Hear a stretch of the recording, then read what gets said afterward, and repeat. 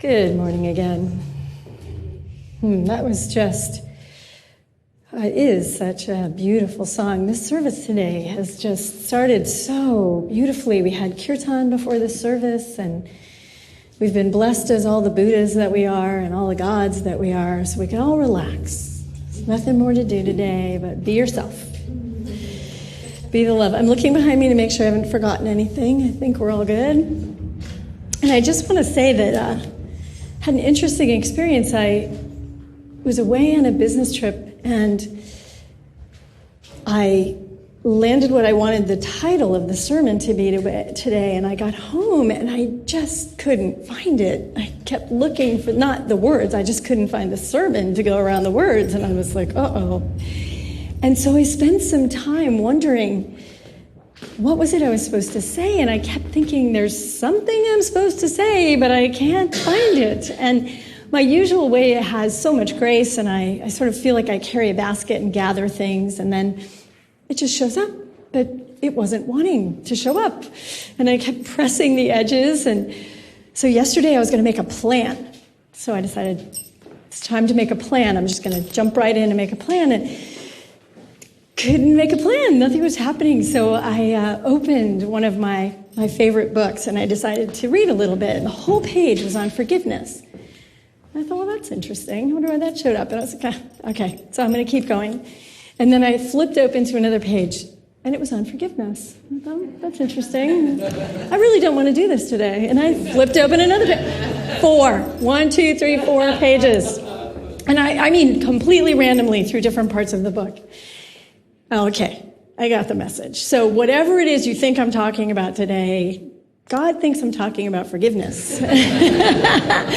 So I decided to get on the same page with the listening at that point and listen to what I was talking about. So before I realized that what was showing up in the space was that before I can talk about co-creativity, we needed to have a conversation about how do you get to co-creativity. And even that co-creativity is even a misnomer a little bit, because we're not separate working together. We're one working with all. So co-creativity was already, I think, bumping up against something in my consciousness that wasn't letting me speak that way. But forgiveness seems to be the thing today. So forgiveness, well, what is new about forgiveness? Haven't we all thought about it and talked about it and done it and done it and done it, but still something comes up to be forgiven? Doesn't seem like we have a place where we just get to check that off. I've done all my forgivenesses now, and I'm completely a new spirit, and everything's fine, right? We circle back into this cycle of judging and forgiving and judging and forgiving and judging. And so I'm always curiously looking at all the definitions for forgiveness, because people have a point, right? Someone did something to you that you didn't like, perhaps. So how do you forgive that and be safe and be open and be loving, but still maybe you don't want to hang out with them anymore because maybe they're going to do that again. So there's always, I'm sure all of you have explored this a little in your own consciousness and in your lives. What is all that? So really meditating on forgiveness, and I got this sense that we're completely doing the wrong thing sometimes when we're forgiving, because we're looking in the wrong place. Something's happening. We're looking in the wrong place for our forgiveness. If we look at the act, if we see it as a entity of right or wrong, as a being who is capable of doing something that's right or wrong, then we can't really forgive it, because we live in a place where there is right or wrong. But if we look at forgiveness as knowing the holiness of someone, knowing the essence of what someone is and who they are, if we look at forgiveness as looking directly into them instead of at what is going on the outside, we hold them accountable to be God. Forget what you're doing right here. I'm not going to hold you accountable to be that, because all I'm going to get is more of that. If I look right through that and see who you really are, if I see the depth of your spirit and the depth of your soul, and I say, I hold you accountable to be that, and I bring my consciousness and look at you from that place, then there's nothing that you did that was wrong. You acted in a way that perhaps I would prefer you would act differently. But you are not wrong. Gandhi always said, this is a translation, so we have to wonder about the words, but they work. Hate the crime, not the criminal. And what happens sometimes when we feel judged or we are judging is that we're actually adding to all this a curse to ourselves or to the other person that says you will continue to act the way you've been acting because I'm expecting you to, because that's what you did once. So, for instance, if someone tells you that you're a bad person, if children are told that they are bad or wrong or stupid, just self-reflect for a moment. Did any of those things ever happen to you? Did somebody give you an idea about yourself that wasn't true? If you accept that idea, if you say, and don't even know you're doing it, but if you accept that idea about yourself, you have accepted less than you are as who you are. And you have accepted in some ways what you could call a curse on yourself.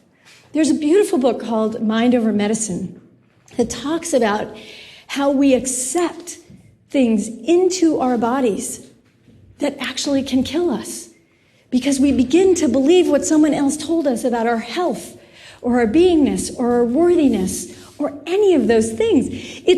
It's not what's true about us, but if you tell us or we believe you, then that person can have a huge impact on your life and you can have a huge impact on someone else's. By not seeing who we truly are, by looking at the outside and saying, I see that you have been bad or wrong, we are just asking that person to keep doing it again. If we go past that layer, if we let that slip away, we step in and we see with clean and clear eyes. And we look through no matter what has happened actually and bless them, knowing that we're the one, we're the same. There is only one God. There is only one consciousness. All of us are that. Do we curse people by mistake, by holding an idea of who they are as wrong? And do we curse ourselves by mistake as holding this idea of who we are that's bad and wrong? Let's take a moment and let's just put our hands on our hearts or whatever feels comfortable for you and breathe into that question. Have I accepted someone's curse? Have I accepted someone else's law in my life about who I am? Do I allow it to make me that? Do I allow it to take charge? Do I allow myself to forget who I really am, the beauty and the magnificence of who I am, because someone, somewhere has given me a different idea? I invite you to come back, open your eyes, and just let yourself be in the space of wondering with that wonder. There's a story about a woman midwife in Louisiana who, when triplets were born, had the idea for some reason that one would die on 16th birthday, one would die on the 20th birthday, one would die on the 21st birthday. Told them that when the babies were born. Do you want to know what happened? The last triplet, sorry, it just really affects me, but the last triplet checked herself in the hospital the day before her birthday, and she died anyway. So tricky. So that's a physical, medical fact. It's recordable, it's out there, you can look it up. What about us? What are we doing to ourselves when we forget who we are every day and don't live into the gods that we are? blame ourselves for things that go wrong, and we call our mistakes sins, and we see the world as two different things, and we look and we only see black and white and right and wrong and people doing things that are wrong or right, instead of, wow, how could I make my world in my creation a place where everyone is seen for their highest? Now, that doesn't mean that there's no space to keep your space from people who do things that you really maybe don't want in your environment. Maybe they're caught. Maybe they're caught by a part of their ego that's making them act in a way that is separate from who the highest of them are, who the Buddha that calls them into their seat today. Maybe they haven't done that work, but you still don't have to agree with them.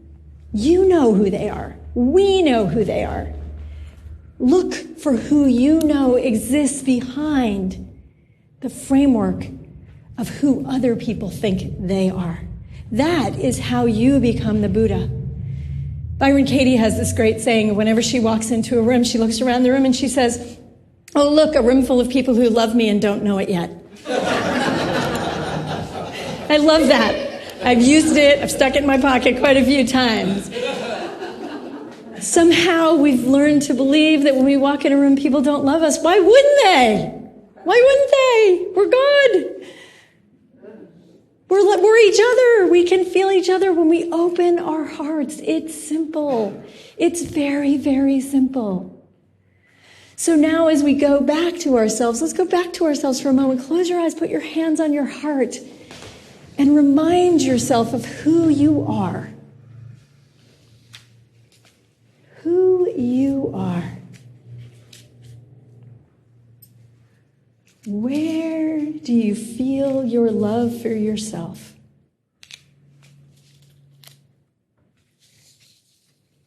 Where do you feel what is in your heart and that you know is true about you? Where do you feel who you are? Just allow your body to communicate with you all of what is true for you.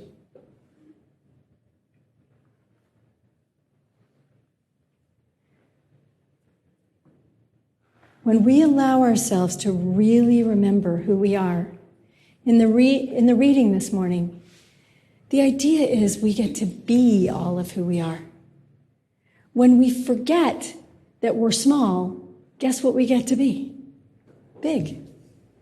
When we forget that we have nothing to offer, then we get to have everything to offer.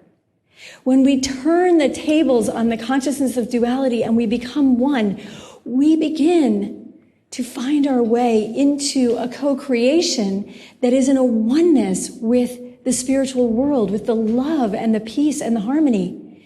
And we find our way out of the struggle of living. Struggle is not of the one mind. Struggle is of the two mind, of the duality, so that you can let yourself snuggle in and away from struggle. You can let yourself know the purity of who you are. You can let yourself be powerful. You can let yourself dare to live exactly the life you want. You can let yourself have everything you want to have because there is nothing to hold you back. Love simply is you. The struggle will pull us out. The judgment will pull us out. Judgment is probably the number one reason people don't live their lives every day in heaven. We think we know that something must be wrong here, instead of everything is right here. Our DNA actually creates in us a way of looking at the world where we look for danger so that we can protect ourselves. But that's the DNA of the animal. And what we're talking about is we are going to express the DNA of the expanded consciousness, of the love that is life, of the life that is love. The evolution of your mind and brain depends on you looking at the world differently. We all know from the things that have been written now about brain science and about how we can continue to learn our whole lives and how our lives are these magnificent learning experiences, that our brains do need new nourishment in order to be new. So we need to feed our brains a different idea. Otherwise, they're going to go charging down that same synapse and they're going to say, yeah, he's wrong and she's wrong and he's right. But how much of our lives do we continue to want to spend in right-wrong? How many times do we have someone on our heart that we could really forgive, but something in us is just saying, no, not that one, right? How many of us have just one little special person right over there? Didn't quite make it into our heart yet. And we're really kind of pushing sometimes, or we're pushing it up, or we're pushing it away. But one person, might just be one. Could be personal, could be political, could be gas station attendant. I don't know who you would choose, but whoever it is, and perhaps whoever reminds you of someone, are you willing to stop your own suffering by letting them go? Are you willing to notice that the only person that's going to suffer from your lack of forgiveness is you? Because you're the only one who is, quote unquote, out of the kingdom of heaven. You're the only one that isn't buying into the fact that you are beautiful, precious, magnificent, powerful. You see, because if you believe in two, you believe in two. So if you see someone else is broken, there's only one other place to be. You must be broken too. There must be a chance. There must be a chance that you're broken. But if you see everyone as whole, then you must be whole also. And you get to choose that universe where you are lively and free and happy and in the flow of life. You get to choose. Now, this is a confrontation for people to forgive even that one last person who doesn't deserve it. Does everyone have one of those? Because I got one. Right? I got one. It's precious. Right? But it keeps you in completely wrong reality. Do you see? There's only two choices. Even one person that you condemn condemns you because you're looking at a reality that's two. So if there's one little prey out there that you're still going to hold on to, then you're still watching you. But if you let that final person go, if you let that person go, or could be a whole group of people, who knows? I don't know what everybody has. But if you're willing to really open your heart and not drop what they did, just drop the possibility that they could actually do something wrong. It's a little bit tricky when you hear it that way. If you look this way, you look right through whatever someone does out of their hurt or pain or fear or wounds, and you look right into who they really are. You hold them to that standard. You expect that of them. And you know that's true of your world. And you populate your world only with the essence. And when you look this way, you see a world full of yes and no, black and white, and dark and light. And that includes you. It's the only way to include ourselves in a co-creation, in a world where we really get to co-create, in a world where we really get to have it all our way. Yay! It does happen, right? It's like, really? Yes. It really happens. The only way to co-create in that world is to be in the world and listen. Because who are you listening to? You're listening to yourself. You're listening to yourself, to your highest self, to your co-created self, to yourself that is the universe, to yourself that is God, to yourself that walks this planet as this enlightened being that you are, the Buddha, the Jesus. We are not separate. They just worked harder. Did you sit under a Bodhi tree that long? No, I'm too busy for that. Did you do Lent out there in the hot desert? And I've been out in the desert for like 20 minutes. I'm done. Where's the pool, right? So really, have you done the work? Have you really done the work? Have you made the commitment to see angels all around you walking in this life, to know that every person is working with their own judgments, their own struggle, but who they really are is so completely aside from that. That is all beside the point. I have someone this year in my life that I was able to hold this place. I swear to God, I haven't done it with everybody, so I'm not good at this yet. But I was able to keep seeing this person all the way through a variety of things that were very challenging for me in love. And it made a difference in my life. Because that person has no idea. Because that person is not connected to me at all in life anymore. It was such a powerful thing to do. It is a powerful practice. And we must do our practice. If someone does something you don't like and it's something you can address, great. But if not, don't make them do it again by expecting it.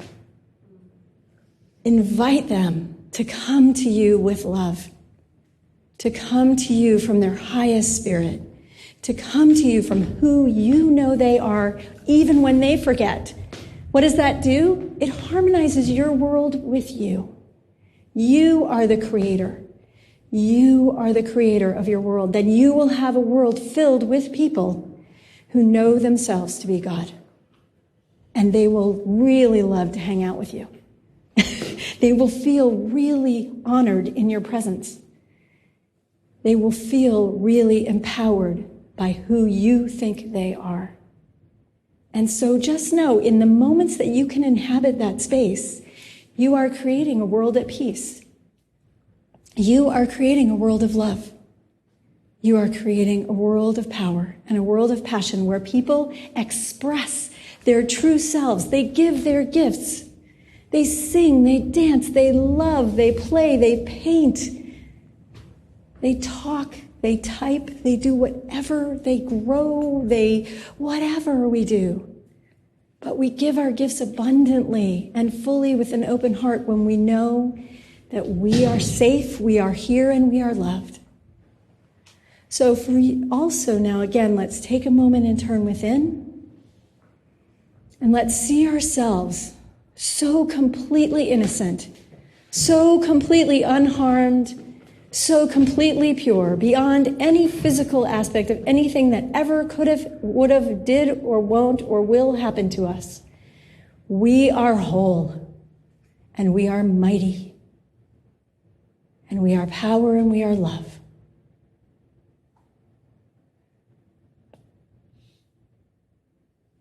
And if you would open your eyes and look at the person sitting next to you or behind you, find someone to meet their eyes. Find someone to whom, I'm going to wait until I see you all doing it. Hold their eyes.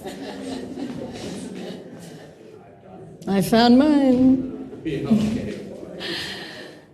So just hold their eyes for a moment. Find someone new if you already stepped off your first person. And see them as you have seen yourself, as magnificent, as holy, as loved. See this beauty. Hold this space. And now close your eyes and bring yourself back to yourself, remembering that it always starts with us. We can't see the beauty in each other till we see it in us. We can't be gentle with each other until we're gentle with ourselves. We can't be kind, we can't be loving, and we can't be compassionate until we bring it home. So bring it home and then give it away. Beyond your money, beyond your time, beyond your talent, if everybody gave this away every day, we wouldn't need anything because everybody would be doing everything so excited and happy to be living the fullness of their life because they know their God. So let's go out in the world today, in this moment today, and let's concentrate Let's practice. Whenever you think of it, just practice seeing who really is standing in front of you, seeing God, and knowing that you are bringing God's form onto this planet in every one of those moments. Amen. Namaste. Peace be with you. Thank you.